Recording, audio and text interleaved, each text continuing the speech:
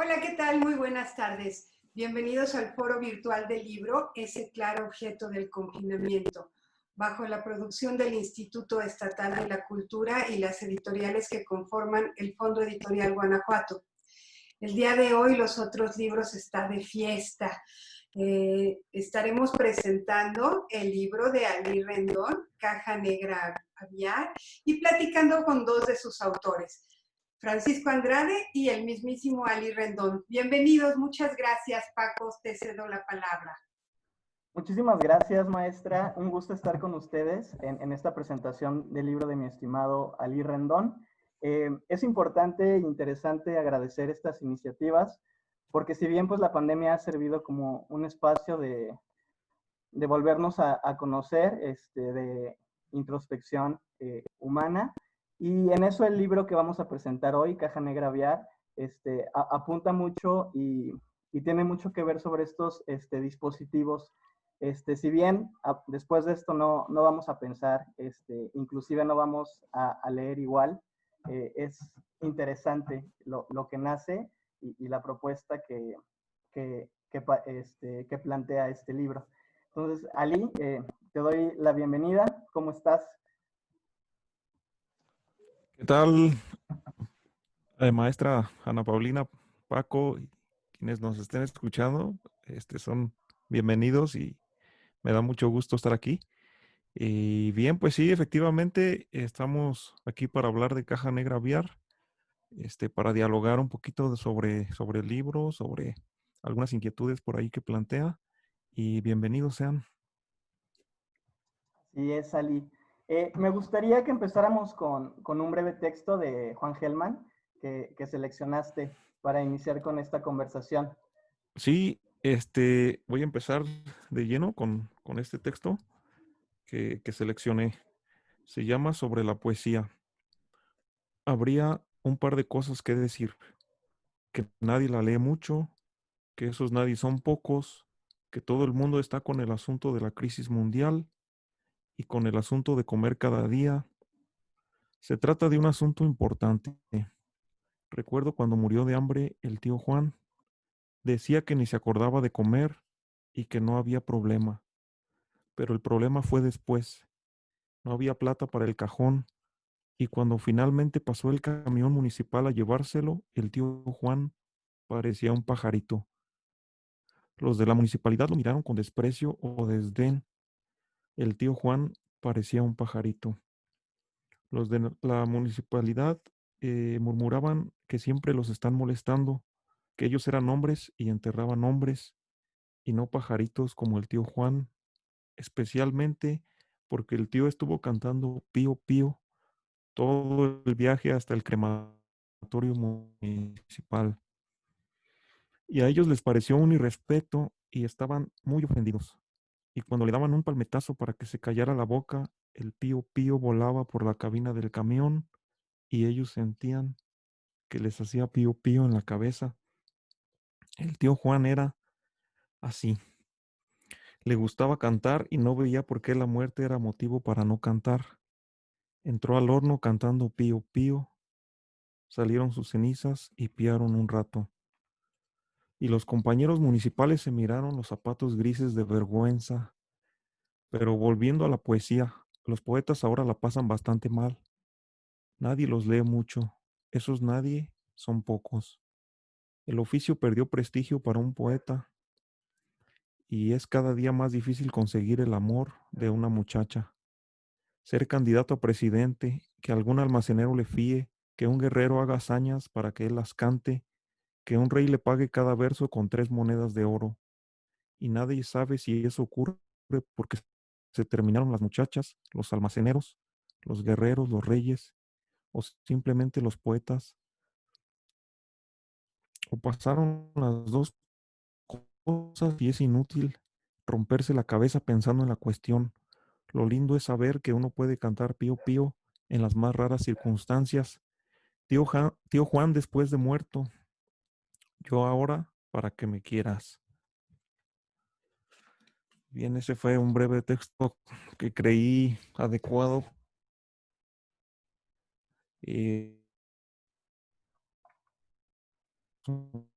asuntos humanos y, por supuesto, a un acercamiento muy propio a la poesía nacional.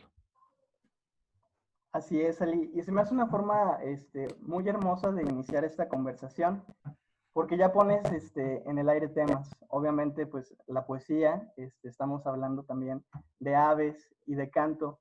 Y a mí me gustaría contestarte esta breve presentación con un pequeño versito que tú precisamente lo pones en tu libro y dice, la verdad vuelta poesía puede ser bella, acercarnos a los goces del pecador y defender el derecho de cada paloma mensajera a sustituir una bala.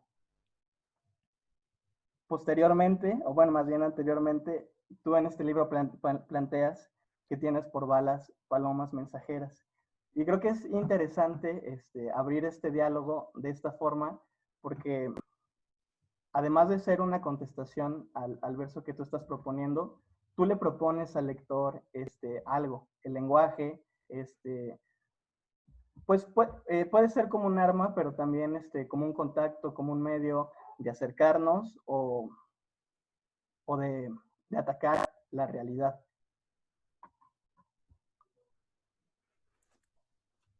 Sí, bueno, efectivamente, yo creo que parto de una imagen de Juan Gelman que me gustó mucho, que es el hecho de que uno de sus sujetos poéticos de una de sus obras, por cada balazo que recibía, obraba un milagro, ¿no? Que de los orificios salía un pajarito, ¿no? Volando.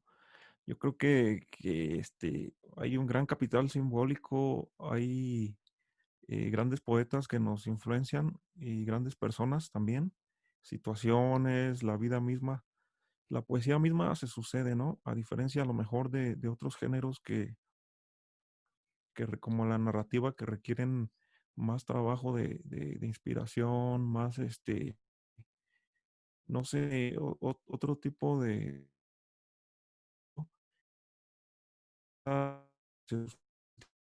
Y el mismo Juan Gelman decía que el alma para la poesía era la poesía misma, ¿no? Que todo lo podía abarcar.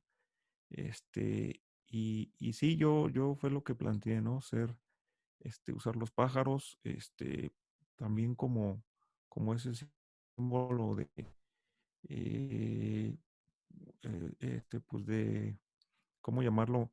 Am, de nuevas, ¿no? De noticias, de dispersar, también de chisme, ¿no? Del clásico me lo dijo un pajarito, no sé, de una suerte de recopilación, este, de diferentes tipos de comunicación, ¿no?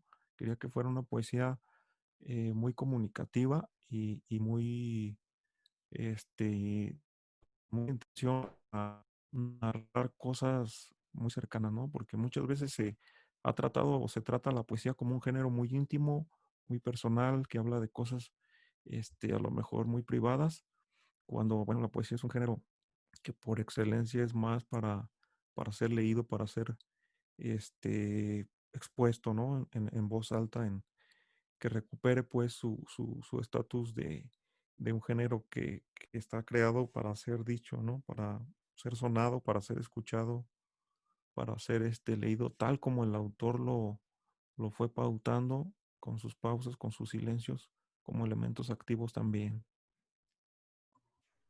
Así es. Y me parece muy interesante que hayas decidido que la poesía fuera el sustento de este libro, porque si bien este es tu cuarto libro, empezaste con cuento, con la realidad, con capacidades diferentes. Posteriormente, con novela, que es lo que escuché mientras caía. Luego abordaste la poesía con Rinconada y que es tu cuarto libro, Caja Negra Bear, vuelves a la poesía. ¿Por qué decidiste que la poesía fuera, por así decirlo, el contenedor de esto que tú estás intentándole transmitir o hacerle llegar al lector? Bueno, aquí creo que, bueno, en mi caso, pues no publico lo frecuentemente que quisiera, ni, ni tampoco a veces uno produce con la celeridad que uno también quisiera, ¿no? Entonces muchas veces son detalles fortuitos. Ahí sí me gustaría decir que fue algo planificado o que yo quise que fuera así, pero no, realmente yo creo que obedece más al interés y en este caso a la disposición de mi estimada editora Ana Paulina y pues a otros elementos, ¿no? Que se dieron a la coedición, pero bueno, pues yo ya era un trabajo que tenía ya de algunos años, que lo iba depurando, lo iba, chaineando, por así decirlo, lo iba dejando cada vez más a mi gusto y creo que fue una buena oportunidad, ¿no? Sí, no fue realmente tan planificado, ¿no? Decir, bueno, mi primer libro quiero que sea de cuentos, el segundo novela, pues ya de poesía.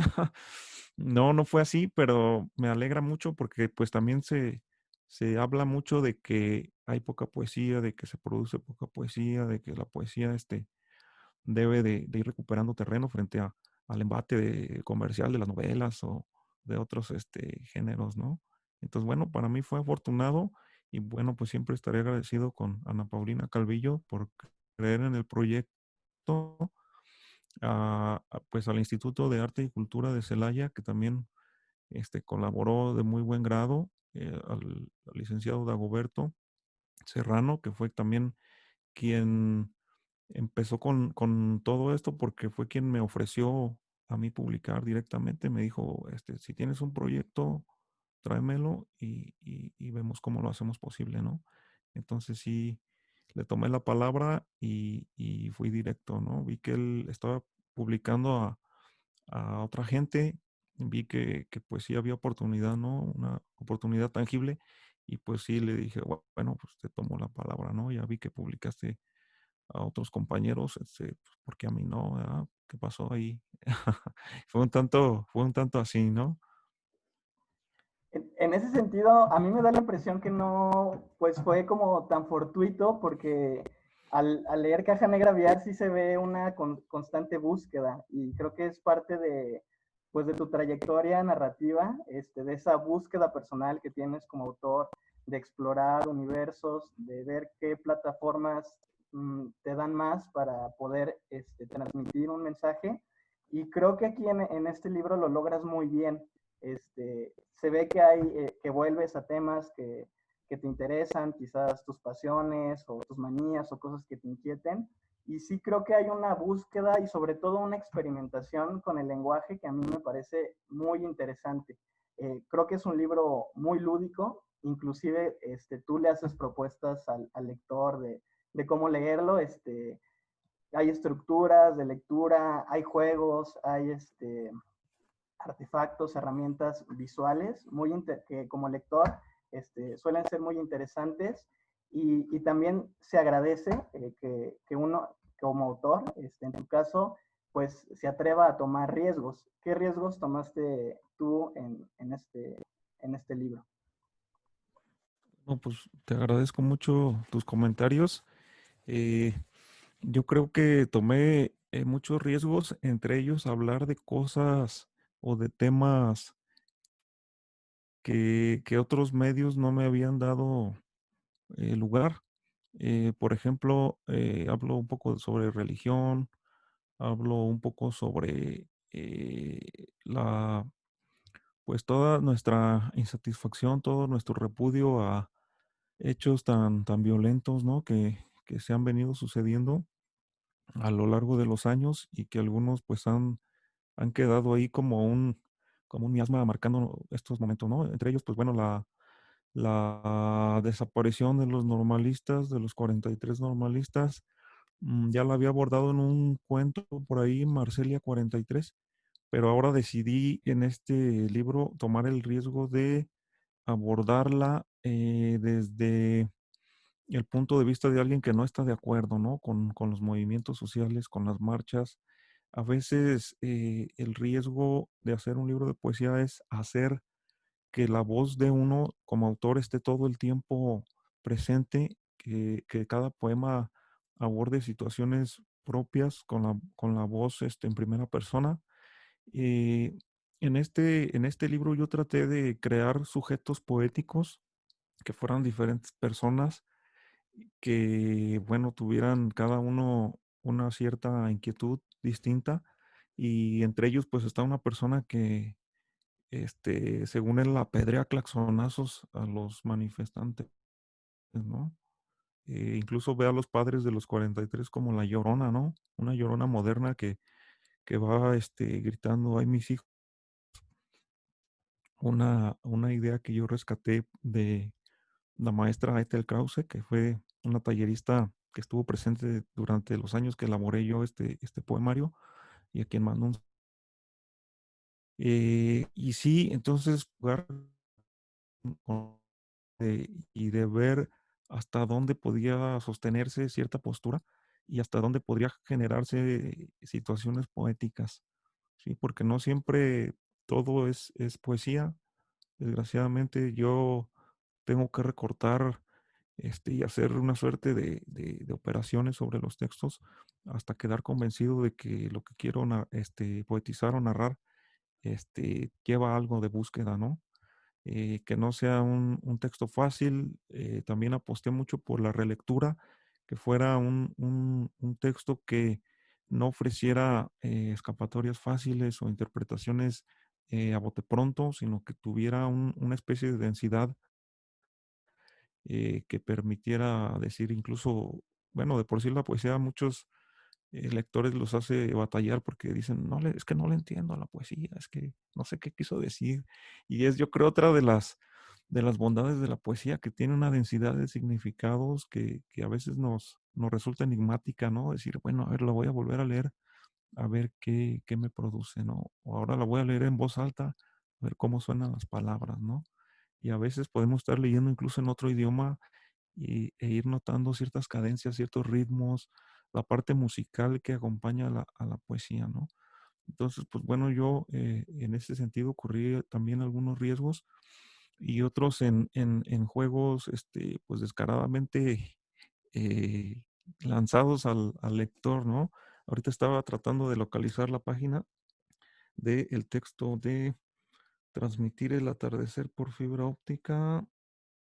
No, más bien es la respuesta a la transmisión de el atardecer, que viene por aquí mm, por aquí los libros tienen 68. lo índice 68. Gracias, gracias, querida editora. Este, y bueno, hacia el final hay una parte en donde se propone incluso que el lector complete la estrofa que viene, no sé si se alcance a ver por aquí. Entonces, bueno, el remate del poema está con algunas palabras faltantes, que es las que precisamente el sujeto poético que está aquí, Conrad, eh, pues bueno, en sus sueños estuvo quemando con una lupa las palabras que traían las hormigas cargando. Entonces, por eso está incompleta la estrofa, ¿no? Entonces, ese tipo de juegos, pues, pienso yo que son un riesgo porque a lo mejor no todos los lectores están dispuestos a participar, ¿no? Entonces, bueno, yo lo vi como un riesgo. También, pues, hablar un poco sobre religión, sobre gente que puede renegar de pronto de la misma y pues como lo de la cruz por lograr cosas, ¿no? El caso concreto de Martín, alias el Chocholique, un sujeto que brinca de su azotea hacia la ventana de una mujer, porque la mujer misma lo invita, ¿no? Le abre la ventanilla y el hombre brinca, pero usa un papalote para lograr la hazaña. Y bueno, esto es visto incluso por el cura del pueblo como un milagro, ¿no? Como una diosidencia, una coincidencia de que la misma cruz lo haya, pues, en el sacramento de matrimonio, llama así también el padre, pues sí existe y pues también le mando un saludo y entonces está integrado aquí. Este tipo de riesgos creo que son yo los que tomé aquí. También pues que los mismos destinatarios de la suerte de correspondencia que hay en todo el libro, estos mismos destinatarios tuvieran la oportunidad también de contestar a las cartas, a los emails, a los WhatsApps y a los mensajes de texto de una forma que después fue convertida a una suerte de reinterpretación, ¿no? A una restitución del que en verdad estaban queriendo decir, porque pues todos sabemos la comunicación tiene problemas, tiene sobreentendidos, tiene una suerte ahí de vacíos, por llamarlos así, de fórmulas, de una serie pues, de problemitas, ¿no? De palabras que usamos en lugar de otras, ¿no? Entonces es un poquito jugar con todo eso, tomar esos pequeños o grandes riesgos, no sé cómo llamarlo, ya dependerá de cada quien, y pues integrarlos, ¿no? En esta suerte de cuerpo extraño que es caja negra aviar. Es un ejercicio muy interesante y yo creo que uno como lector agradece cuando el autor no le da nada de gratis. O sea, en tu libro exiges mucho al lector desde los juegos, como los planteas, de rellenar, desde conceptos visuales que el lector se tiene que remitir. Y creo que los libros donde el autor se arriesga a estos juegos, a experimentar, al final pues son, perdón, son los que satisfacen al lector. Bueno, comentaba anteriormente que uno como lector agradece cuando el autor le exige, y sobre todo cuando lo invita a participar en los juegos, como comentabas en este poema de rellenar las letras o de completar la imagen que planteas. En ese sentido es un libro muy lúdico y eso me remite a tocar el tema de la estructura. Me parece que también planteas una estructura interesante, que ya la tocabas un poco, en esta especie de generar diálogos, vas abriendo paréntesis que vas posteriormente cerrando, y sobre todo son intervenciones, inclusive de personajes, eh, pues que responden en este ejercicio de comunicación, ¿no? De emisor-receptor, donde también el mensaje, y es lo que me parece interesante de tu propuesta, el medio es el mensaje, ¿no? Como dirían los teóricos de la comunicación, y tú planteas diferentes artefactos, como en estos casos como la carta, una servilleta, un correo electrónico, artefactos inclusive que ya están en desuso, y me interesa preguntarte eso, o sea, ¿qué te invita o qué te lleva a que la comunicación se realice a través de este medio? Sí, quería, mediante estos medios, ahora sí que abarcar una mayor variedad de personas, ¿no? Una mayor variedad generacional y una mayor variedad de sujetos poéticos, desde el tipo que está haciendo su biografía para redes sociales hasta, y bueno, que en dicho proceso se siente hermano menor de las palomas mensajeras, hasta el mismo Martín que brinca la azotea y se siente el mensaje revivido de una paloma mensajera, ¿no?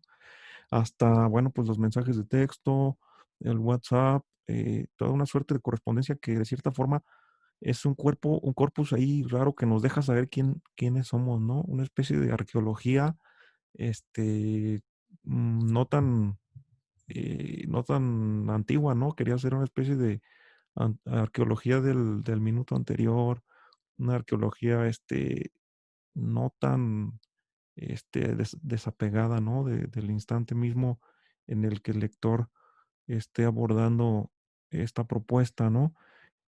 También quería hacer un paralelismo que las cartas sufrieron, las cartas en papel, en sobre, sufrieron la misma transformación que ahora el libro está sufriendo, ¿no? Con la diferencia de que el libro se niega a migrarse por completo al medio electrónico y dejar atrás el medio físico de papel que tanto nos gusta, ¿no? Entonces, sí, también quería jugar con esa idea establecer una especie de puntos o coordenadas sobre los soportes mismos sobre los cuales puede viajar la poesía, ¿no? Unas veces ocultas en el lenguaje cotidiano, otras veces al contrario, el lenguaje cotidiano oculto en esa poesía que a veces creemos no entender, pero que todo mundo podría disfrutar, ¿no? Si abre los ojos y se serena un poco y si permite que la poesía suceda, ¿no? Eh, sí, la estructura también lleva mucho de la intención de que se publicaron las cartas de Juan José Arreola en este compendio que se llama Sara más amarás, que es un bonito palíndromo. Eh, Creo que ahí surgió gran parte de la solución de continuidad que yo no le podía dar a un texto donde no había esa articulación, no estaba vertebrado por partes, como este libro, ¿no? Que, bueno, lo traté de articular siguiendo ese patrón de correspondencia, del proceso que se da en la correspondencia, y me ayudó mucho la lectura de ese libro. Yo lo había leído hace algún tiempo y ya lo tenía fuera de mi alcance y más inmediato hasta que dije, bueno, me puede servir echar un vistazo a la pila de libros viejos y me sirvió mucho, ¿no? Incluso la figura de Arreola, de un Arreola más humano, que él mismo se negaba a que leyeran sus nietos y sus sobrinos las cartas, fue también un enigma para mí por resolver, ¿no? Y creo que de alguna forma lo traté de pasar al libro, ¿no? ¿Por qué alguien no querría leer una conversación, una correspondencia familiar entre los abuelos o entre los padres, ¿no?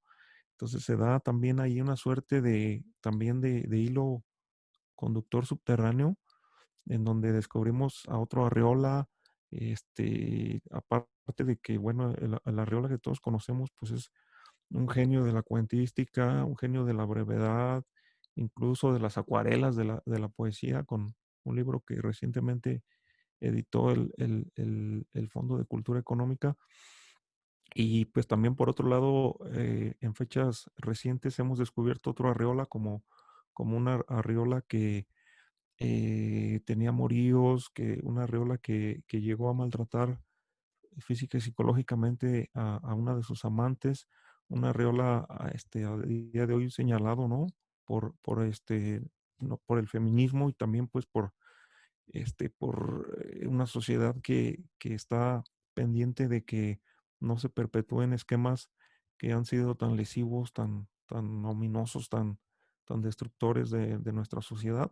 Entonces a mí me interesaba hacer un texto en donde también esa figura estuviera ahí vista no como un Virgilio que nos va conduciendo por los niveles del infierno, sino como una suerte de pequeños hitos, de pequeñas piedras en el camino que estuvieran haciéndola de huesos de una columna vertebral más grande en donde nosotros pues, también nos podemos ver vulnerables ante el amor, pusilánimes, como el mismo Arreola se llegó a ver gracias a estos escritos.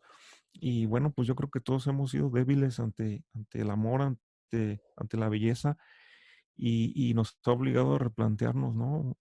Desde nuestras masculinidades, decir, bueno, ¿qué tanto puedo yo pedir que alguien me considere o me prodigue sus favores amorosos? ¿Cómo puedo acercarme a ese ideal del amor sin lastimar, sin ser un loco, ¿no? Entonces, en ese sentido, creo que lleva mucho. Ese también sería otro pequeño gran riesgo de los que planteo en el libro. Y bueno, no quise tampoco atosigar con citas o con extractos de ese libro. Y creo que también fue otra labor grande seleccionar los pasajes necesarios de ese libro, dándole voz también a Sara, ¿no? A la esposa de Arreola, como al mismo Arreola, ¿no? Así es. Y sí, como bien comentas, creo que en tu libro va acompañando muy bien y sobre todo dialogando con esta versión que vas un poco desnudando del maestro Arriola que conocemos. Y en ese sentido me gustaría regresar a tus personajes. ¿Qué lleva a estos personajes? Que es un catálogo muy interesante y muy variado, desde una persona que tiene un monstruo, perdón, encadenado, hasta un indio, hasta un asesino, hasta estas personas que son xenófobas, clasistas, que ven a la gente que protesta, que si no está de acuerdo con lo que piensa es solo gente que estorba en el tráfico. ¿Qué lleva a esas personas, como un poco lo comentas, a desnudarse o a ser transparentes a través de cartas? ¿Qué pasa en las cartas de tus personajes o en estos mensajes que dejan en servilletas o correos electrónicos? ¿Por qué eligen ese medio? ¿Por qué no lo dicen de frente? ¿Por qué se tienen que esconder o utilizar pues esos pues sí, esas formas de comunicar que no lo pueden decir de frente? Muchas gracias. Creo que pasa mucho, bueno, al menos a mí, que en ocasiones uno tiende a escribir aquello de lo que uno mismo se quiere convencer, o a veces uno quiere dejar patente eh, alguna postura, ¿no? Entonces yo creo que estas personas tratan de validarse a sí mismos, estos sujetos poéticos, tengan o no la razón, o sea o no válido su derecho a hablar en las condiciones que lo hacen. Creo yo que es una forma de validarte y de darle más peso a su postura y a una parte de su ser que creen única, ¿no? Ahorita de un tiempo para acá el internet, no sé, en el 97 por ahí, que los blogs empezaron a iniciar. Los blogs eran en muchos casos una página de vanidades, ¿no? Donde la gente subía fotos de su casa, de su auto, no sé. Todo el mundo quería tener eso en internet. Es curioso, pero es un fenómeno muy, muy frecuente, ¿no? Queremos a veces incluso hasta leer algo donde nosotros hicimos una declaración de intenciones, a veces tratamos de releer nuestra misma correspondencia para tratar de validarnos a nosotros mismos, de ver que hay otro pedazo de materia que está diciendo lo mismo que nosotros, ¿no? Y que nosotros lo tenemos ahí para cuando no estemos, para que otros lo vean, no sé, es darle a la palabra un sustento material, digamos, y diferente, que tenga otra vida, diferente, incluso más larga que la propia, ¿no? A veces también no nos atrevemos a decir las cosas en la cara, como bien lo comentas, o a veces queremos darle más, eh, no sé, más duración, ¿no? A un argumento, entonces estos sujetos poéticos quieren de alguna forma hacer llegarle el mensaje a otra persona, pero tanto a ellos como a sí mismos, ¿no? Como decir, ahí está el mensaje que le mandé. Hay un personaje que es la novicia de la duda. La novicia de la duda también le manda a otro sujeto poético no especificado, le manda continuos mensajes como tratando de disuadirla de que tome los hábitos, ¿no? Entonces, ahí también hay una suerte de reivindicación, de decir, no, el hombre tiene que decirle a la mujer, imponerle una voluntad, ¿no? Si le dices que deje, abandone los hábitos, que de todas maneras, si no lo hace, pues estará siguiendo a un hombre, ¿no? En este caso a Cristo. Entonces decirle, bueno, alguien que le arrebata de los brazos a Cristo, a una mujer, pues se sentiría, no sé, jubiloso. Entonces, eso es lo que trato ahí yo también de señalar, ¿no? Dinámicas que políticamente no son correctas, ¿no? Ahí también viene otra parte del riesgo, porque puede que se lea eso y alguien haga su propia lectura y decir, bueno, yo veo aquí ciertos dejos de machismo, veo ciertas cosas que son políticamente incorrectas, ¿no? Entonces, todo está, digamos que, visto a través de los mecanismos de la poesía y no todo es lo que parece ser a simple vista, ¿no? Sí. Y hablando de eso, habemos lectores que tenemos esta idea que la poesía es como algo intimista y como muy formal, de una estructura clásica. Y me gusta mucho que tú tienes una propuesta diferente. Como ejemplo pongo un poema que añades aquí que se llama Letrero, donde tú te reapropias, perdón, de estos letreros que hay en las combis, ¿no? En los autobuses, que tú te sientas y en el asiento de enfrente está con plumón o rayado en la ventana, con la punta del compás. Y me parece muy interesante esa idea de que pues la poesía no necesariamente es lo canónico o lo que algunos creemos que es, sino que la poesía pues te la puedes encontrar en el autobús. Sí, fíjate que a mí me gusta mucho una frase de Daniel Sada, del maestro, del extinto maestro Daniel Sada, que decía que la gente hace poesía sin darse cuenta, ¿no? Entonces, sí me voy a permitir leerlo. Se llama Letrero Hechizo sobre un asiento del microbús. Y es simplemente una estrofa que dice: nuestros corazones son dos chafiretes que, separados por los finales de la ciudad, juegan al chinchampú de los motores. Y sí, realmente ahí uso también los emoticons, que bueno, que generaron toda una suerte de cacería de brujas cuando se supo por ahí de una becaria que su propuesta se basaba en emoticonos. Entonces, bueno, yo no pude emularla, ni mucho menos, pero simplemente vi la ocasión ahí para introducir ese elemento, ¿no? Para jugar con lo que no es poesía, ¿no? Con algo que quizá en la forma de verlo sí pueda ser poesía, o en el juego, o que nos obliga a cuestionarnos, bueno, si es realmente poesía, es una sangronada de este tipo, una más, o qué está pasando ahí, ¿no? Entonces también se trataba de forzar un poquito el esquema. Y bueno, yo creo que es muy válido hacerlo. No debe ser tampoco un impedimento, y mucho menos si contamos pues que hay un gran acervo de poesía muy juguetona, muy visual. Tenemos tradiciones pues como los estridentistas, los infrarrealistas, y antes de ellos pues los vanguardistas. Entonces yo creo que nos debemos sentir en hombros de gigantes, y siempre tratar pues aunque sea avanzar o hacer experimentos, o forzar un poco algunas algunos cánones, o algunos no cánones, ¿no? Algunas poesías experimentales. Y bueno, es también una de las cosas que hacen atractiva la poesía para mí, ¿no? Que ofrecen una gran posibilidad de formas, incluso, no solamente de que todos los temas son afines a la poesía, sino que también las formas, ¿no?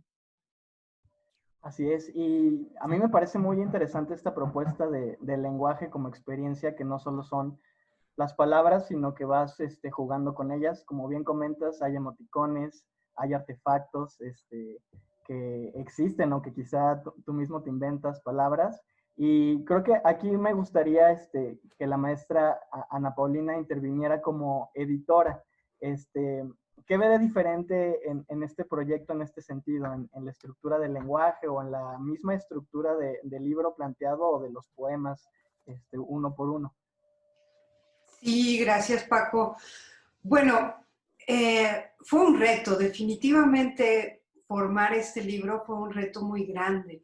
Creo que las editoriales independientes, el primer reto que enfrentamos es poder hacer el libro, ¿no? Poder tener la producción del libro. Yo ya le tenía ganas a Lee desde hacía mucho rato, ya habíamos estado platicando de, no directamente de este libro, venía atrás un libro de cuentos, también Ali ha sido becario varias veces del Fondo Editorial para las Letras Guanajuatenses, entonces ya sabía yo que lo quería publicar, ¿no? Soy una lectora muy afanosa de sus cuentos y de su poesía. Pero bueno, este paso Ali lo brincó enormemente gracias al apoyo del licenciado Dagoberto y del Instituto de Arte y de Cultura de Celaya. Ya teníamos ese paso brincado, ¿no? Grandiosamente estaba el presupuesto para que saliera el libro. Habíamos pensado en una edición media carta y así lo empecé a formar. y definitivamente no cabía en media carta, ¿no? Era demasiado. Ali, como tú dijiste, es lúdico, completamente. Tiene no solo emoticones, ¿no? Tiene mucho de los estridentistas, tiene mucho de la vanguardia, tiene, por supuesto, todos sus poemas son un dibujo, y eso fue lo primero que vi, ¿no? Que el aire y esos vacíos y esos dibujos eran una forma de comunicar algo, no eran gratuitos. El que en una página hubiera dos discursos, ¿no?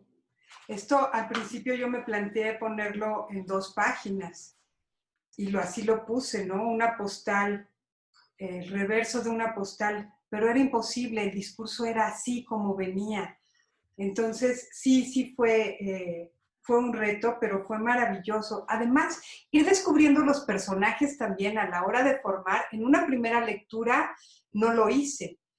Fue en una segunda, en una tercera lectura que fui identificándome con algunos, odiando a otros, sintiendo rechazo por otros o compasión incluso por otros personajes. Y también fue muy rico descubrir la forma de hablar que cambia por eh, por el vehículo, ¿no? El lenguaje que iba cambiando a través o a medida del vehículo de transmisión del discurso. Es muy rico, es un libro muy rico que yo, por supuesto, recomiendo su lectura y su disfrute. Y su lectura en voz alta, como nos dice Ali, la poesía hay que leerse en voz alta y en el caso de Caja Negra Vial, observarla también, ver, ver cada uno de los espacios, cada uno de las propuestas de dibujo. Sí, Paco. Muchas gracias, maestra. Y en esto que comenta, que dialoga muy bien con estas tradiciones literarias de poesía que tenemos, a mí me llama mucho la atención eso que usted comentó, del aire como elemento, también inclusive como dispositivo o como depositario de este poemario, porque uno de sus epígrafes es de Juarros, que él tenía su postulado, ¿no? De la poesía vertical, y yo me imagino pues una poesía densa, pesada. Y aquí creo que Ali responde muy bien con esta respuesta precisamente que plantea el aire, las palomas como mensaje.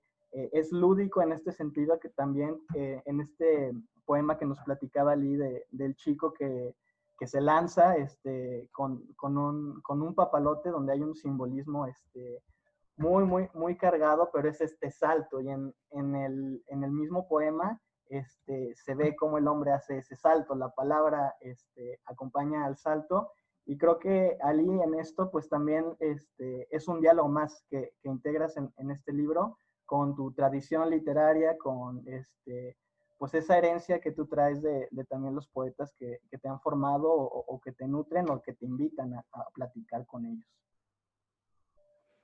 Sí, quisiera leer ese poema que se llama Respuesta del cura Felipe, alias el Padre Fe.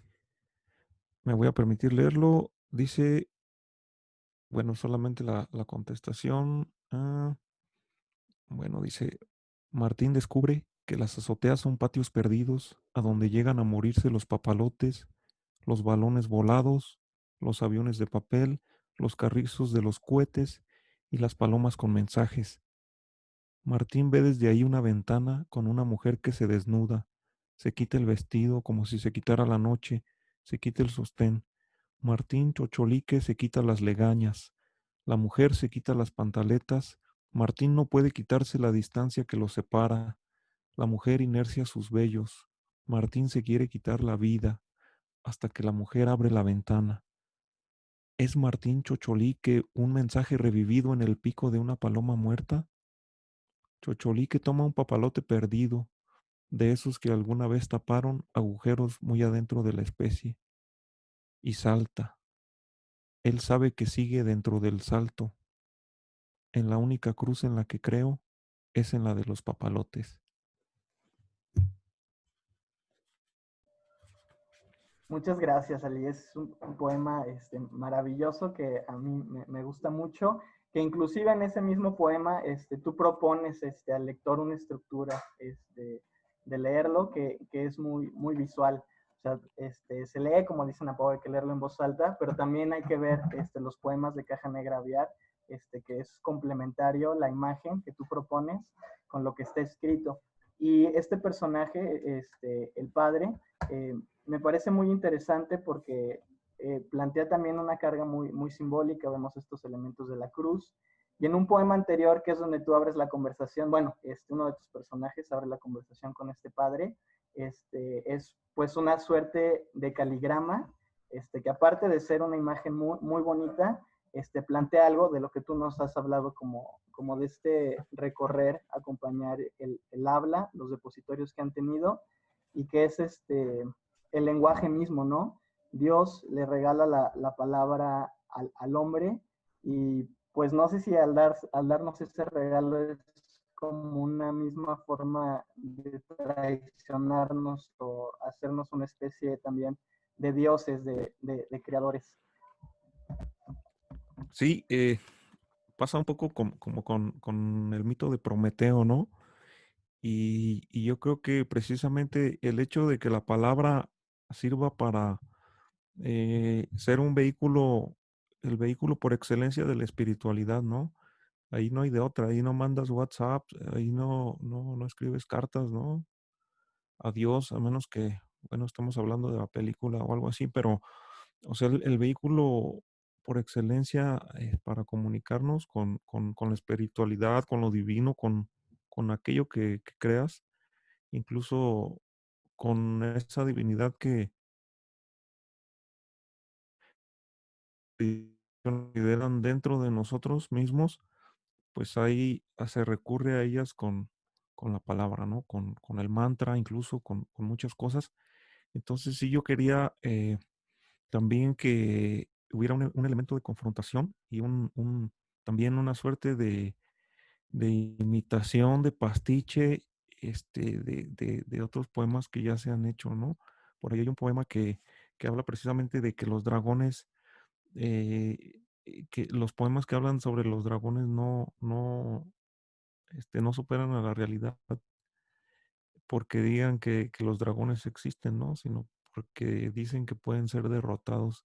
Entonces, en ese sentido, yo elaboré este pastiche hablando precisamente de Dios, que es el poema visual que mostré hace unos instantes, y es precisamente la carta que primeramente el remitente envía al padre Felipe, y se llama precisamente así, Carta al cura Felipe, y dice, los poemas que hablan de Dios superan la realidad, no porque nos digan que Dios existe, sino porque nos dicen que puede ser desobedecido.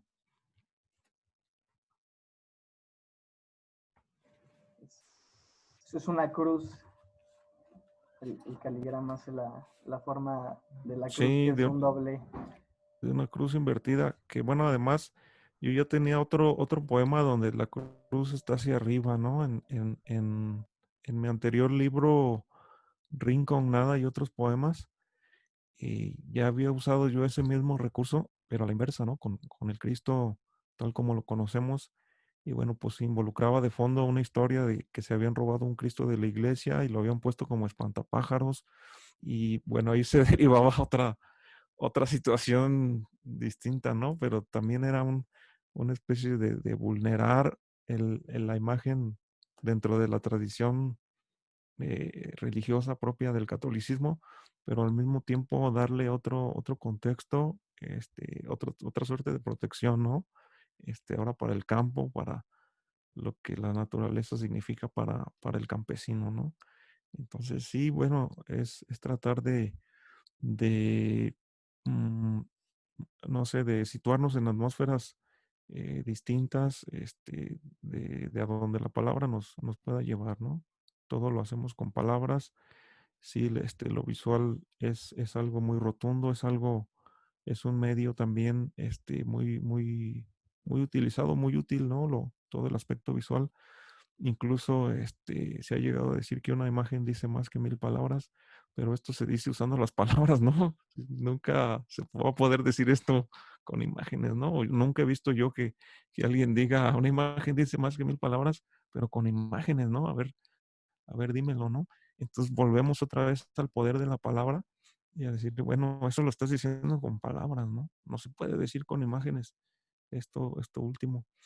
Entonces yo creo que en este tiempo debemos de no olvidar que la palabra ha sido y seguirá siendo el elemento que nos hace humanos y que nos puede llevar a empatizar y conocer al otro, ¿no? Que nos puede acercar a la otredad, así como nos puede acercar a la espiritualidad, dependiendo de las creencias de cada quien, también nos puede acercar hacia lo más inmediato que es el otro, ¿no?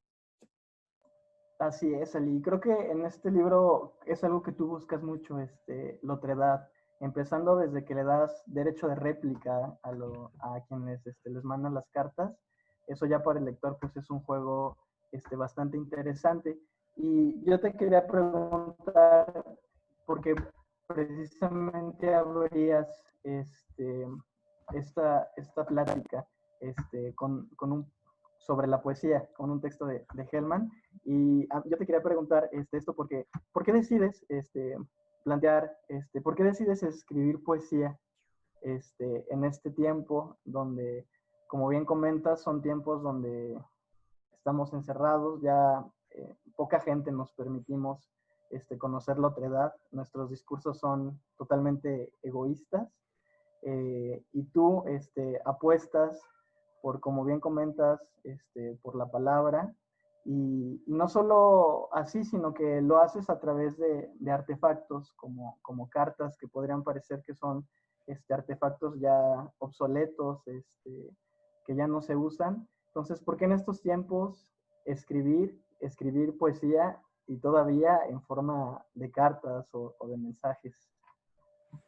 Sí, bueno, yo creo que es una muy buena pregunta y voy a tratar de responderla lo mejor que puedo. Creo que no hay una respuesta que me dé los 10 puntos de la pregunta y estaría reprobado si esto fuera un examen, ¿no? Y creo que no soy yo quien para responderla, pero voy a hacer el ejercicio. Y bueno, desde mi trinchera creo que en estos momentos o desde hace ya un buen tiempo, nos han arrebatado la capacidad para denominar. Se nos han impuesto discursos de toda clase y se nos han manejado incluso términos con un afán muy claro, ¿no? De manipularnos, de conducirnos hacia una dirección en específica. Uno de esos términos, por ejemplo, es la verdad histórica, ¿no? Ese gran término que pues a muchos los hizo despertar de que en realidad hay una manipulación, ¿no?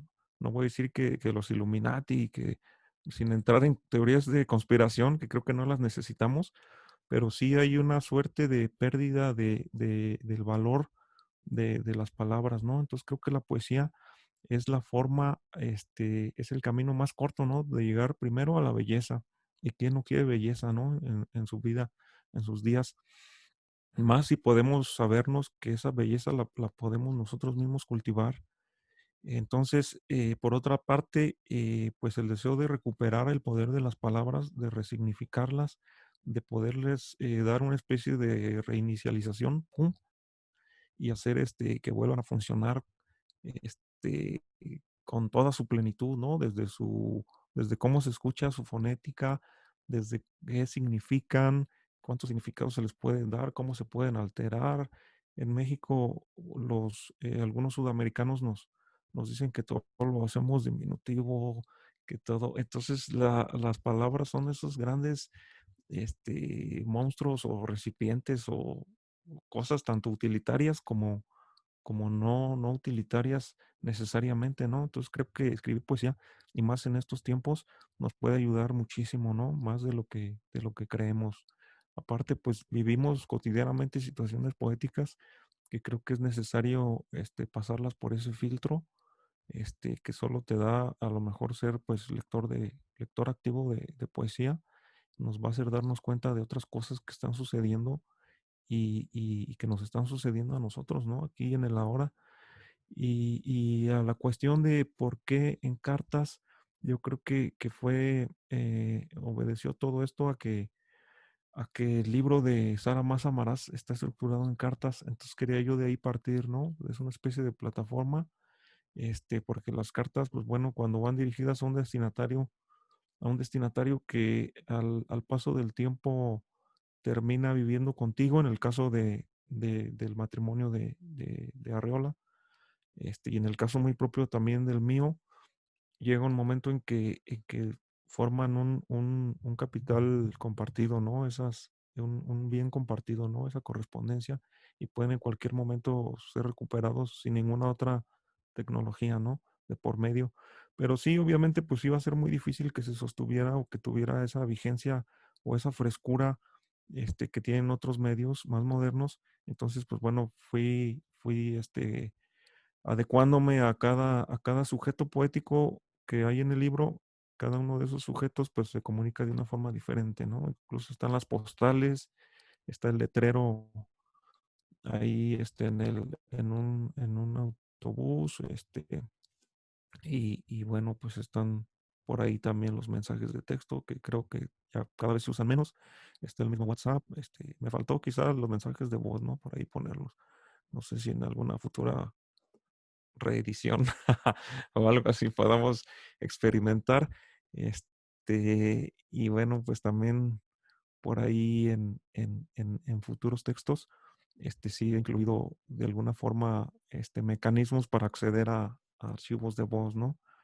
Por ahí en una antología por ahí súper secreta que estamos, en la que estamos participando gracias a la maestra Ana Paulina Calvillo y a su convocatoria.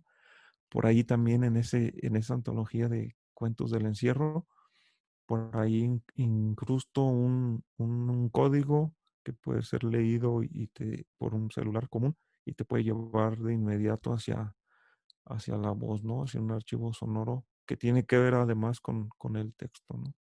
Entonces, pues sí, a veces uno no quiere quemarse toda la pólvora, o no, o dejas, a veces, plataformas o este, eh, o medios, soportes, por así llamarlos, que quisieras abarcar, y que dices, bueno, ya será en otra oportunidad. En ese sentido, sí creo que estoy muy inquieto queriendo hacer cosas, que pues bueno, me pueden llegar a desesperar y decir, quiero meter aquí todo, o quiero también que esto se configure, cada que lo leas sea diferente, o meter juegos, no sé. En ese sentido creo que sí tengo que refrenarme un poco, y saber que a veces no hace falta tanto despliegue de elementos técnicos para poder, plasmar a lo que necesito, lo que quiero, ¿no? Sí, Eli. No, yo la verdad que como lector se agradece esa experimentación, ese lúdico y exigencia que tú le haces al lector. Creo que una obra es buena cuando genera preguntas, inclusive un diálogo con quien la recibe. Y en ese sentido creo que Caja Negra Aviar cumple con creces, porque yo mientras veía las imágenes, que no son imágenes, sino son texto, las estructuras, a mí me despertaba ideas, me despertaba cosas. Entonces, creo que se cumple muy bien el objetivo que tú planteaste con este libro de Caja Negra Aviar. Es una muy buena obra que se sugiere mucho leer. Y pues en forma de despedirnos, yo los agradezco la invitación. Invito a las personas que nos están escuchando que corra a comprar, a leer este libro que es muy interesante. Y maestra Ali, nos despedimos. No sé si quieran hacer como una breve intervención de por qué recomiendan este libro. Nos quedan algunos minutitos. ¿Cómo ven? Muy bien, pues dejaremos en el letrero al final del video la forma de tener el libro hasta la puerta de tu casa. Creo que es una de las ventajas que nos ha dado esta cuarentena, tal vez la única, que aprendemos a jugar con las tecnologías, ¿no? Aprendemos a perderle miedo a eso que nos decía Lee del QR, de estas plataformas, que de otra manera hubiera sido presencial, quizá de esta manera la presentación del libro llegue a más gente y se quede durante más tiempo. Entonces, mi invitación es que no dejen de seguir a estos dos autores. Francisco Andrade lo tendremos ya muy pronto también en los otros libros, y Ali Rendón, dos estupendos autores que van a dar de qué hablar durante mucho tiempo. Muchas gracias. Gracias, Paco, por haber aceptado la invitación de charlar con Ali. Gracias, Ali, por toda tu generosidad. Y gracias al público que nos acompaña por haber seguido esta transmisión. Sí, muchas gracias. No quisiera irme sin antes agradecer mucho a los otros libros, en especial a mi editora, que eres tú. Muchas gracias, Ana Paulina Calvillo. También al Fondo Guanajuato, que nos permite también pues hacerles esta invitación abierta y también pues la oportunidad de saber las inquietudes de la gente que nos está mirando, que nos está escuchando. Y bueno, pues por supuesto también a Paco, que hizo desde mi punto de vista, una gran lectura de este libro que yo no me esperaba a esa profundidad. Te agradezco mucho, amigo. Y pues bueno, los invitamos a seguir muy de cerca a los autores que están presentando. Adelante, ¿no? Muchas gracias. Aquí estamos. Próximamente podrán encontrar este libro si están en Celaya, en los puestos de revistas del jardín principal. Ahí se está ofreciendo junto con mis otros libros. Y bueno, pues muchas gracias a todos, al Instituto Municipal de Arte y Cultura,